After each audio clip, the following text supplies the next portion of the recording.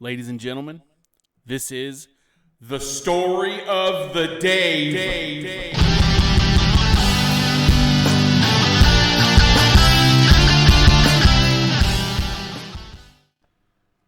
Howdy, everyone.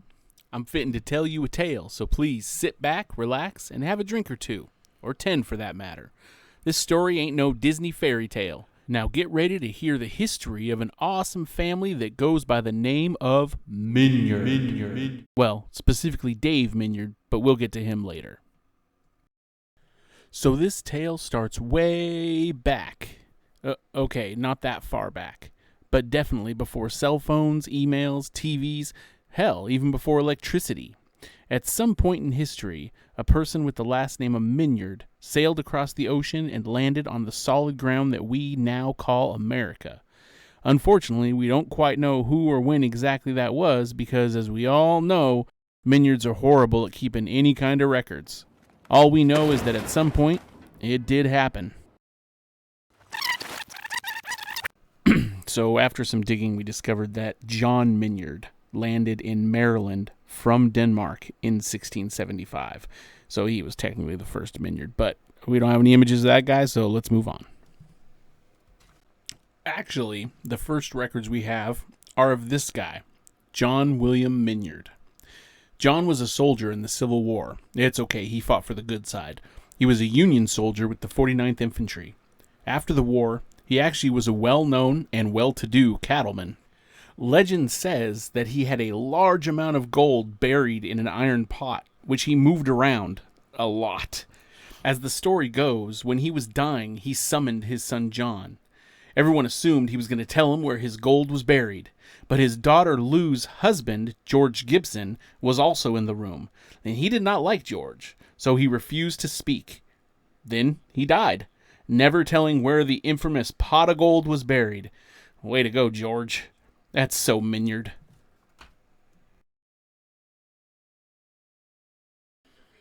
So, in 1861, John gave birth to this guy, John David Minyard, and he was busy.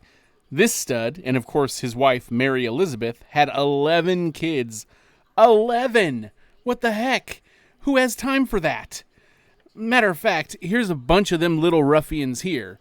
Now, while that is a lot, we are only going to focus on one of these kids. This dapper young fellow right here. This is Albert Jefferson Minyard, born November 9th, 1903. Ought. That's a weird thing. Does that still apply? Are we supposed to say 2003? Very strange. Anyways, Albert married Pauline McGee August 23rd, 1924. From here on out, we'll call them Mama and Papa. And soon they had a child named AJ. Unfortunately, AJ passed away at the age of 14 from appendicitis. In 1933, they had another child by the name of Wendell, who would later be known as the Magnificent Tink. 8 years later, in 1941, Albert and Pauline would be blessed with a set of twins, the beautiful Mary and the man of the hour, the dashing, the debonair, the dignified, and the daring David Carroll Minyard. David, and of course Mary, were born in Lauratown, Arkansas. Not in no hospital either. It was a home birth, which was quite common. Mary arrived first, but David, in classic Minyard fashion, decided he wanted to make a grand entrance. 14 minutes later, he showed up. Blue as the sky, Mama used to say, on account of the umbilical cord around his neck. But thankfully, after a couple whacks from the doctor, David started wailing like a baby.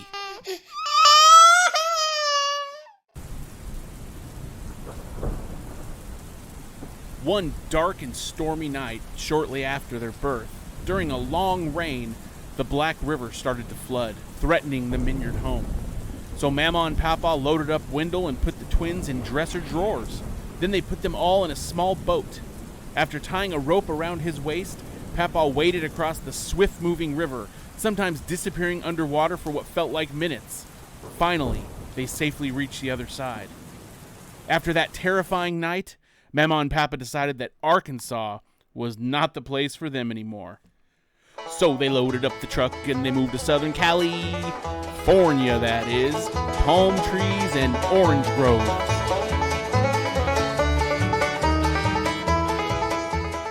Life in the small town of Redlands, California was very different, but they all adapted quickly. They bought a house on Highway 99, which would later become Redlands Boulevard, with Papa tending to some orange groves. And after a few years, David started school at Mission Elementary. During this time, Dave was also in Cub Scouts. He loved his Red Ryder BB gun. Yep, that one. You'll shoot your eye out! You'll shoot your eye out! You'll shoot your eye out, kid. Ho, ho, ho. While he had a lot of friends, he would always say the good thing about having a twin was that he always had someone to play with. Around 1950, the Minyards decided they were done with oranges, and Papa started his own gardening business, which became one of the largest and most trusted in Redlands. And they also moved to 827 Tribune Street. From there, life began to take shape, and pretty soon, Dave was a teenager. He did pretty well in school, had some fun. I still don't know what a gymnasium gyrator is, but alas, there was some tragedy on the horizon.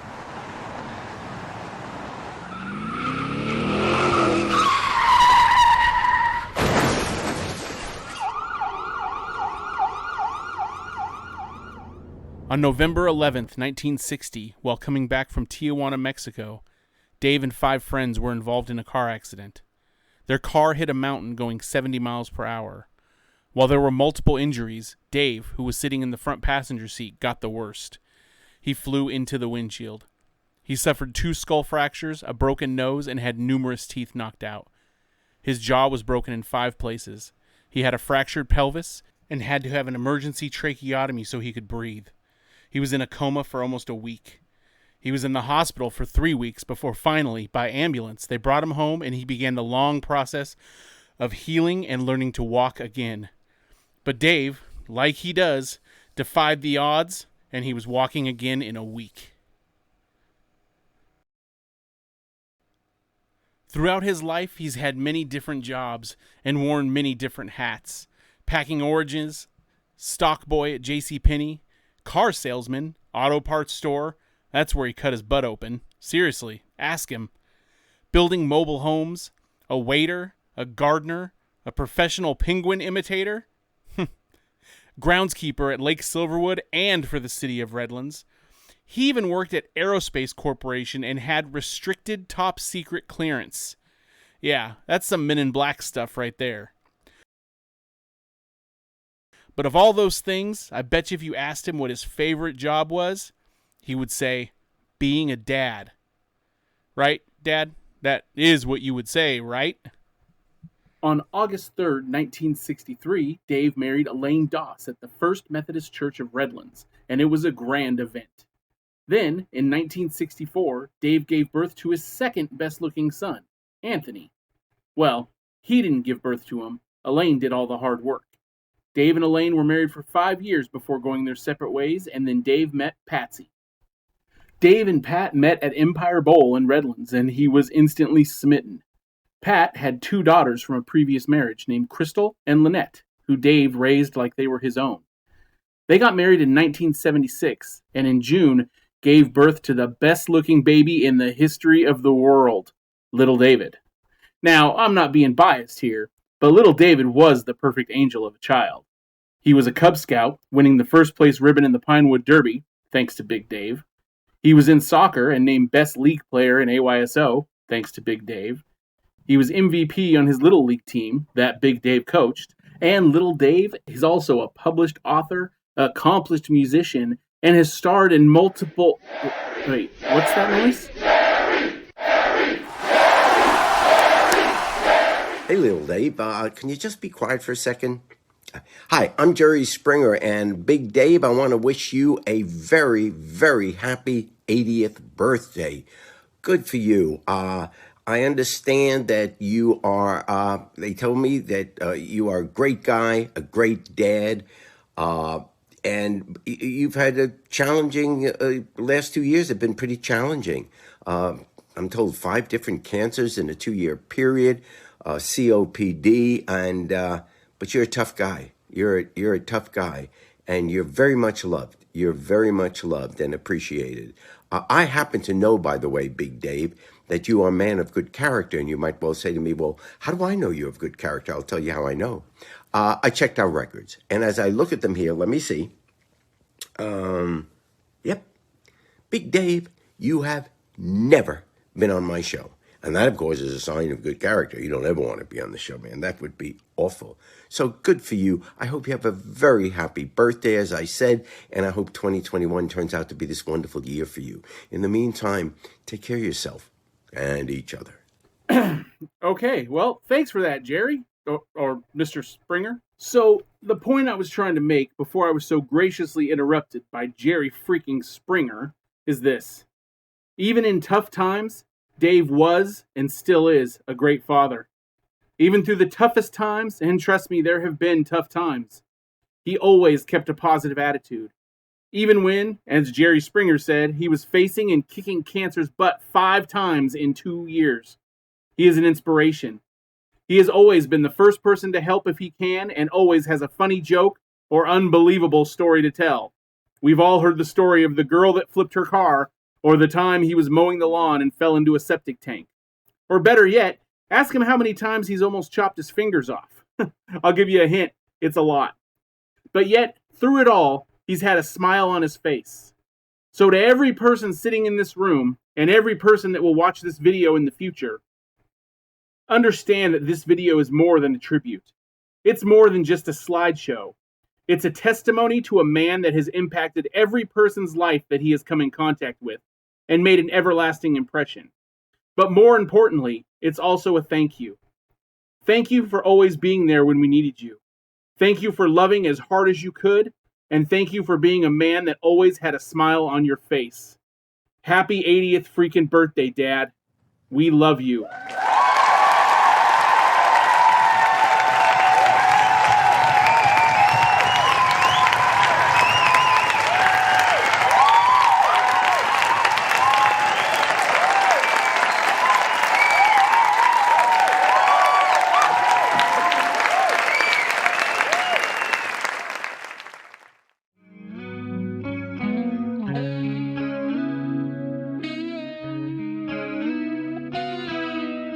Now before I go and we end this video, I'd like to play an excerpt from a song about Big Dave.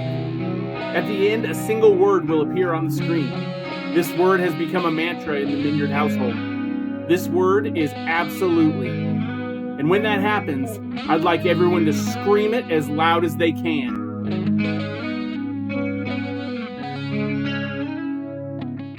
Big Dave.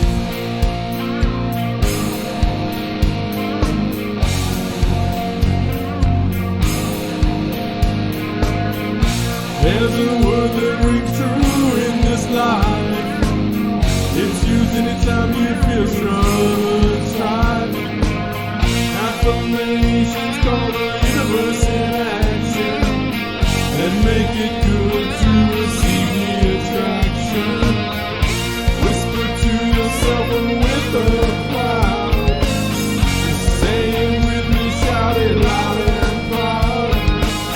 Repeating it causing more positivity. Isn't time for a solo? Absolutely.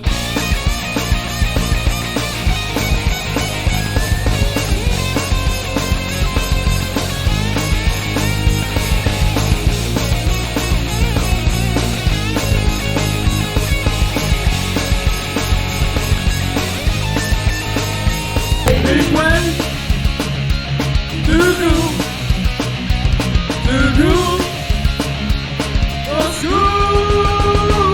He's Big Dave.